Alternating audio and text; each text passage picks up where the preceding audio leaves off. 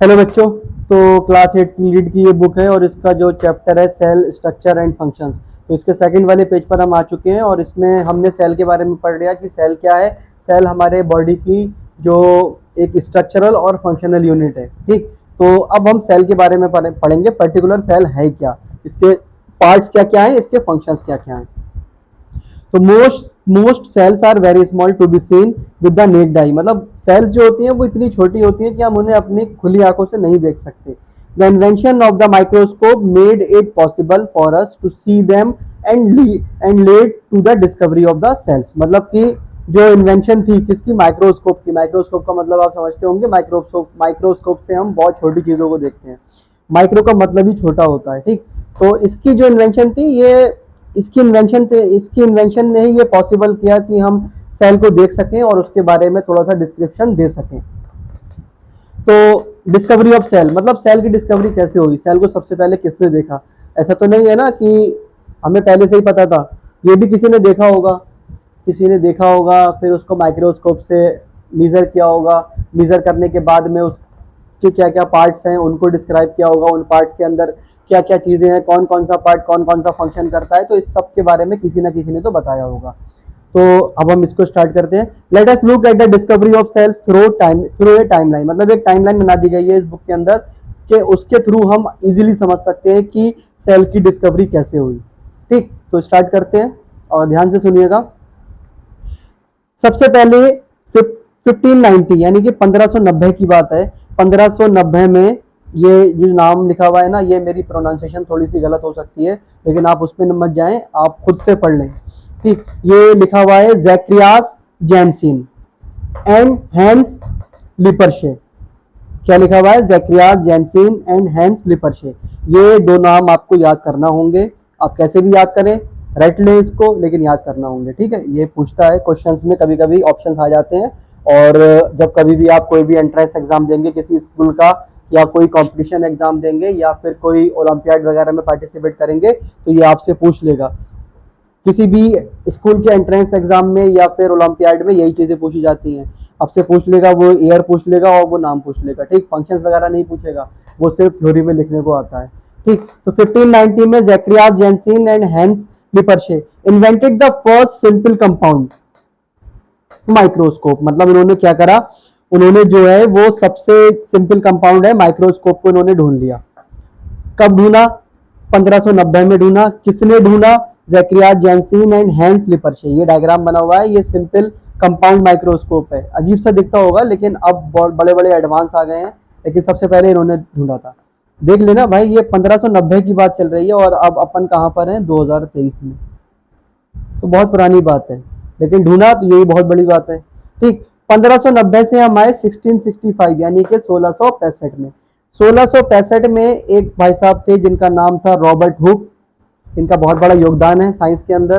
ठीक, इन्होंने ही सेल की डिस्कवरी करी है, रॉबर्ट हुक। ठीक, discovered the honeycomb like small compartments using a simple microscope while observing a slice of a cork। Cork मतलब एक पेड़ की छाल होती है, पेड़ की छाल। मैं आपको डायग्राम दिखा दूंगा इसका, कॉर्क का, इस वीडियो में आप समझ जाएंगे। A dead tissue from the bark of a tree. मतलब एक बार्क ऑफ ए ट्री क्या एक डेड टिश्यू होता है, आप इतना समझ लें। मैं आपको डायग्राम दिखाऊंगा तब आपके समझ में आएगा। ये इन्होंने जब इसको माइक्रोस्कोप से देखा, किसको देखा, कॉर्क को देखा। एक कॉर्क की स्लाइस को लिया और उसको माइक्रोस्कोप से देखा, तो इन्होंने देखा कि एक हनीकॉम लाइक स्मॉल कंपार्टमेंट्स बना हुआ है। मतलब एक हनीकॉम का मतलब मधुमक्खी की छत्ते की तरह कुछ इनको दिखा। ठीक, ये जो है माइक्रोस्कोप है, माइक्रोस्कोप में उन्होंने यहाँ पर रखा होगा इसको। ये कॉर्क सेल है। ठीक, ये वाला डायग्राम जो दिख रहा है इसके अंदर। फिर 1674, ऊपर बात चल रही थी 1665, अब हम 1674 में आ चुके हैं। ठीक, 1674 एंटोनियो बॉन लिबोनहॉक ठीक discovered living cells in pond water using and improved microscope. मतलब कि ये जो था रॉबर्ट हुक ने जो है वो डेड सेल्स की डिस्कवरी करी थी। ये क्वेश्चन आता है कि रॉबर्ट हुक ने जो डिस्कवर करा था वो एक डेड सेल था, लेकिन जो एंटोनी वॉन लिवनहॉक थे, इन्होंने जो है वो एक लिविंग सेल्स की डिस्कवरी करी थी पॉन्ड के अंदर। मतलब पॉन्ड का मतलब एक तालाब के अंदर, यूजिंग इम्प्रूव, ये माइक्रोस्कोप जो पहले वाला या था 1590 में थोड़ा सा इम्प्रूव हो गया था, इससे उन्होंने देख लिया था। ठीक, कब किया था इन्होंने ये? 1674 में। और रॉबर्ट हुक ने कब किया था? 1665 में। फिर हम आते हैं 1838, मैथियास शेल्डन, ठीक, discovered that plants are made up of cell. अब इन्होंने तो देख लिया कि भाई एक पानी के तालाब के अंदर इन्होंने लिविंग सेल को देख लिया इम्प्रूव्ड माइक्रोस्कोप से। उसके बाद में ये जो भाई साहब थे मैथियास शेल्डन, इन्होंने डिस्कवर कर लिया कि प्लांट जो है वो सेल से मिलके बने होते हैं। अब यहां तक कहानी आ गई प्लांट तक, ठीक है ना। फिर 1839 Theodor Schwann discovered that animals are made up of cell. पहले 1838 में मैथियास शेल्डन ने ये पाया, ये देखा कि भाई प्लांट जो है वो बने होते हैं किससे? सेल से। फिर उसके बाद में 1839 ने ये वाले जो भाई साहब थे थियोडोर शेवॉन, इन्होंने कहा कि भाई प्लांट के साथ साथ एनिमल भी जो है वो सेल से मिलके बने होते हैं, ठीक है ना। उसके बाद में 1855 में रोडोल्फ वर्चो, इन्होंने stated that all cells arises from pre existing cell. ये थोड़ा सा वर्ड है, मैं आपको डिस्क्राइब करने की कोशिश करूंगा, समझ जाइएगा। 1855 में रॉडोल्फ वर्चो ने ये कहा कि, इन्होंने ये बोला कि जो सेल हैं वो पहले वाली सेल से ही मिलके बनती हैं।